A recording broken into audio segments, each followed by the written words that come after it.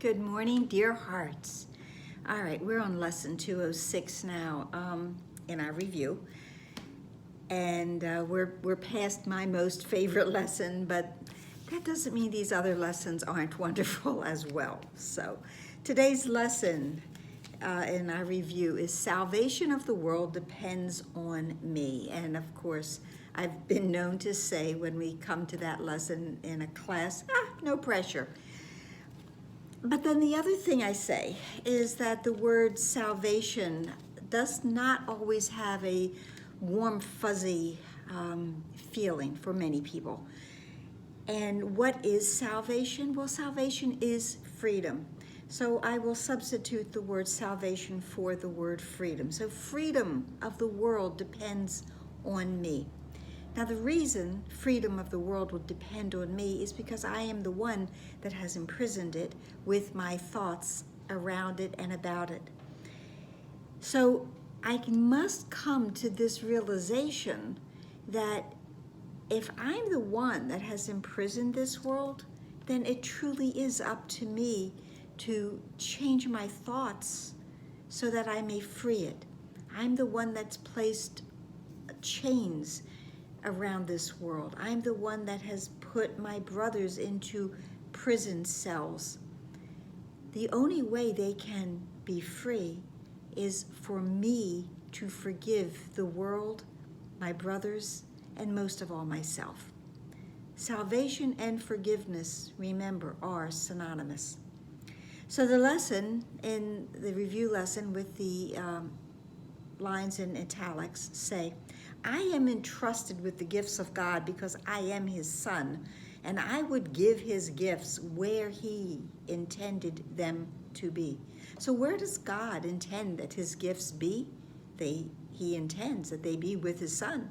He intends that they be shared with all of his children, not just some, but with everyone.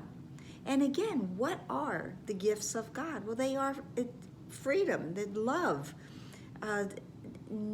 everlasting peace, a serenity and a quietude that cannot be infringed upon. These are God's gifts to us, and mostly God's gift to me is for me to know how much I am loved, how much I am loved. God's peace and joy are mine. God chooses, wishes, desires that his children know that they are loved beyond any comprehension of what happens and what is available in this world. So for this world to rise above the chains, the imprisonment that I have placed upon it, I must forgive it. And I must, by forgiving it, now allow it to be free. Free to be as it is meant to be. And I have not forgotten our central thought that wraps around this, that I am not a body, I am free, because I am still as God created me. Now, I had mentioned several times to expand on that a little bit, and it's that word, it's that one word, still.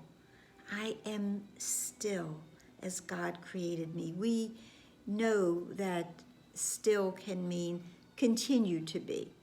It is as it has been, it still is. But there's also the idea of stillness. A quiet mind, a still mind, hears better. A still mind is able to connect with the stillness, the expansion of God's mind. Why is it I am still as God created? Well, God doesn't create in chaos.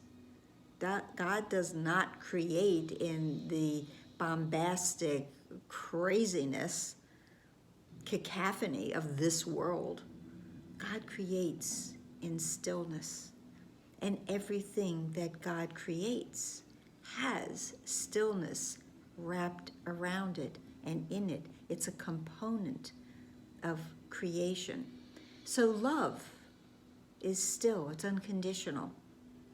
It is not bothered by anything. It cannot end if it be God's love. Peace is expansive, and still there is that element of quiet in peace and trust in peace. God's gifts are all created in stillness. We are created in stillness, and that is our characteristic. So when we become still, when we remove ourselves from the chaos of this world, we can join our mind with God's as we are meant to, because I am still as God created me. I will always be as God created me.